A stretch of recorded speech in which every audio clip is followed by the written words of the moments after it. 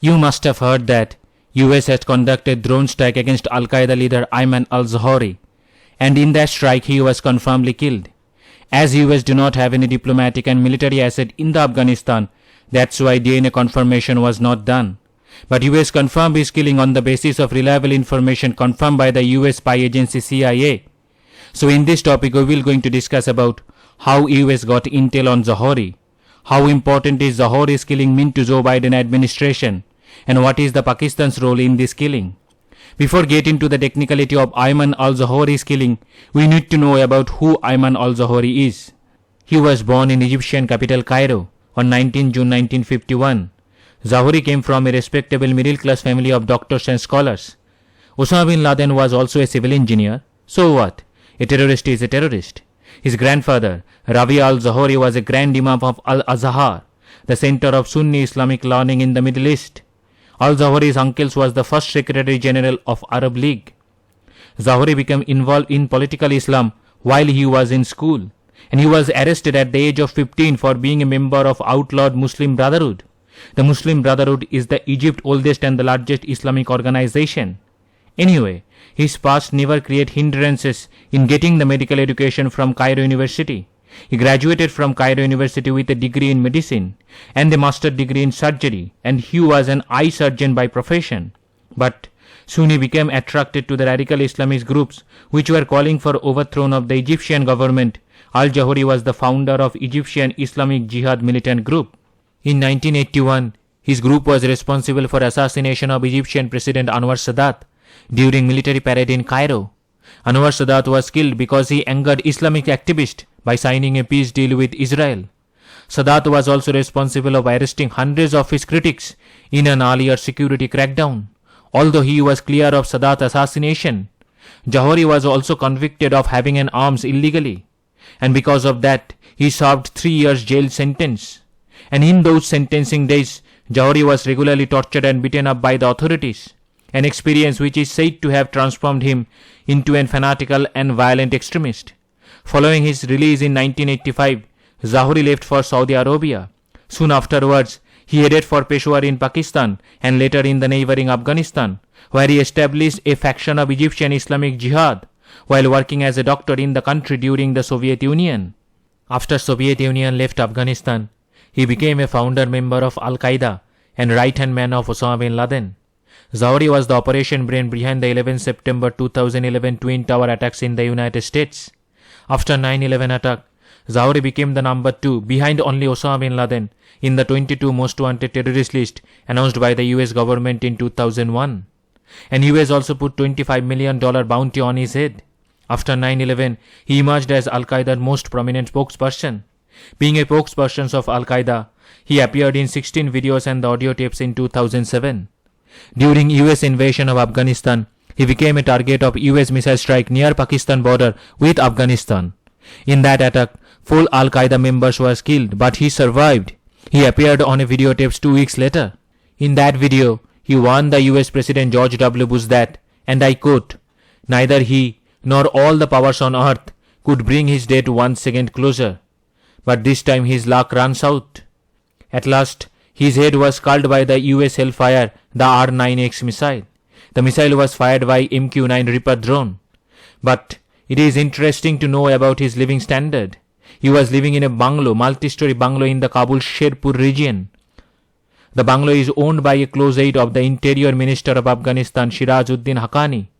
Haqqanis are more prone to the Pakistan Army and Pakistani government. So you can understand who gave intel about Ayman Al Zawahiri to the United States. Pakistan always being sidekick of the United States since the inception of Pakistan 1947. On 14th August 1947, Pakistan got independence from British India. And since then, this country became the slave of the Western world, especially the United States. Because Pakistan need dollar from IMF and the United States. They have been taking loan from IMF on the assurance of United States, and they took loan for 22 times. This time, they also need only $1.2 billion loan from IMF. And for $1.2 billion loan, Pakistani General Qamar Javed Bajwa begged to the US Deputy Secretary of State Wendy Ruth Sherman. After Pakistani generals begging, IMF cleared $1.2 billion loan. So do you really think Pakistan got this loan because of the generals begging? Absolutely not. Pakistan sold intel about Ayman Al Zawahiri to the United States. Pakistan will never do anything for free, it is always give and take. United States needed help from Pakistan and they bought it from Pakistan for $1.2 billion. And you can see, Afghanistan is a landlocked country. It shares boundary with Central Asian state, Pakistan and Iran. US cannot conduct drone operation using Iran or Central Asian states. Therefore, Pakistan is the only option left with the United States. And according to the terms of 2003 airspace agreement between US and Pakistan, US can operate military operation in Afghanistan using Pakistani airspace. So in this operation, Pakistan's airspace was used. But US do not have any airbase in Pakistan. But US have dozens of air bases in the Middle East. However, the US base in the Oman, RAF Turamait to the Afghanistan's Kabul distance is 1119 km and MQ repulse range is only 1500 to 1800 km. Hence the question is how US conducted this drone operation. According to me, US definitely used any air bases in the Pakistan Balochistan to conduct that operation. Again, according to my assumption, Pakistani Air Force base Samugli was used to conduct this operation because this Air Force base is well equipped to conduct such kind of operation. And the US took that decision because US never wanted to miss their target after 21 years of prolonged search. And the US will never let their drone technology to be stolen by the countries like Pakistan or Afghanistan. And there were another reason because of that US conducted their operation. And that reason is very much political. You are witnessing the Joe Biden's political rating slump due to his decision in formulating domestic and foreign policy. The inflation rate in the US is 40 years high, almost 9.1%. The gas price reached almost $6 per gallon from $1.5 per gallon of 2020. So Al Zawahiri's killing is to improve the political rating of President Biden because US President knew about Al Zawahiri's whereabouts in June, but he chose to sit on his decision. Now after Taiwan and Ukraine debacle, the Biden administration called for a drone strike to gain some soft corner. The same thing was there during the Barack Obama's administration. During Barack Obama's tenure, Osama bin Laden was killed in Pakistan, Abbottabad. Anyway, let's talk about the Hellfire missile and why that missile was chosen. The missile is specialized in targeted killing because this missile used 6 blades instead of explosive warheads. So when that missile hits its target, it do not generate explosion. This missile used kinetic energy to pierce through the target's body. The generations of the missile was formulated during Barack Obama's presidency. And recently, US made a grave mistake when they were withdrawing from the Afghanistan. Days before withdrawal, a miscalculated US drone strike killed 7 innocent people in Kabul, including 8 workers and 7 children. In that drone strike, US had been targeting a local branch of the so-called Islamic State jihadist group. This is not the first time United States using this Hellfire missile. Previously, United States used it for the several times. And here are some examples. In early 2020, US believed to have used Hellfire missile to kill Iranian General Qasem Soleimani in Baghdad.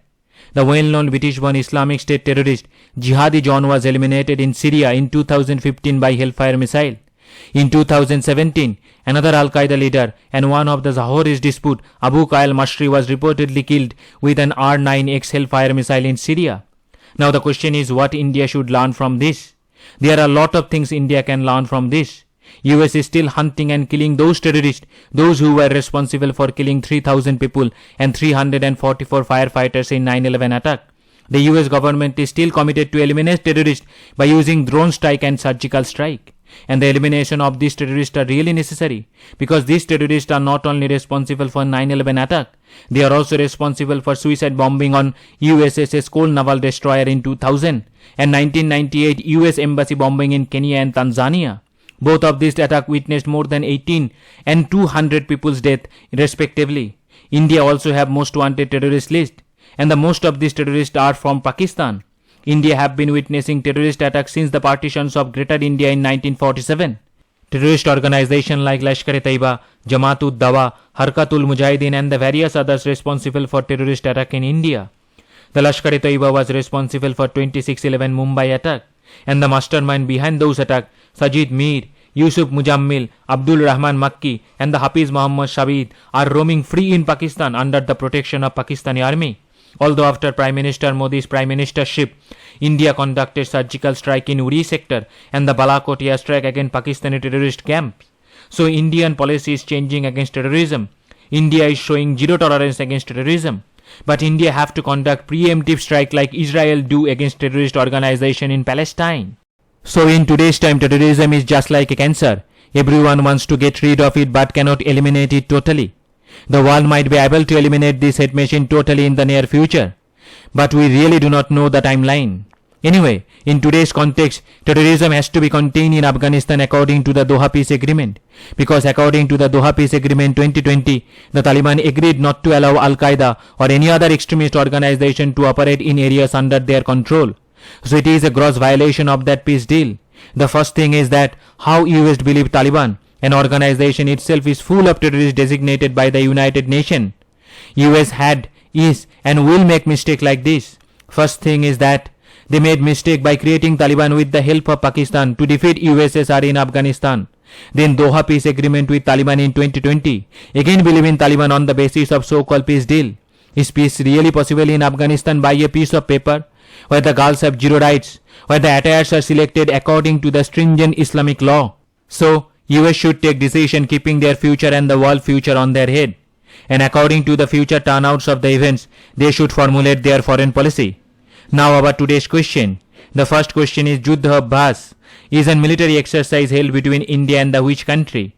The first option is Japan, second is USA, third is Australia, the fourth one is France.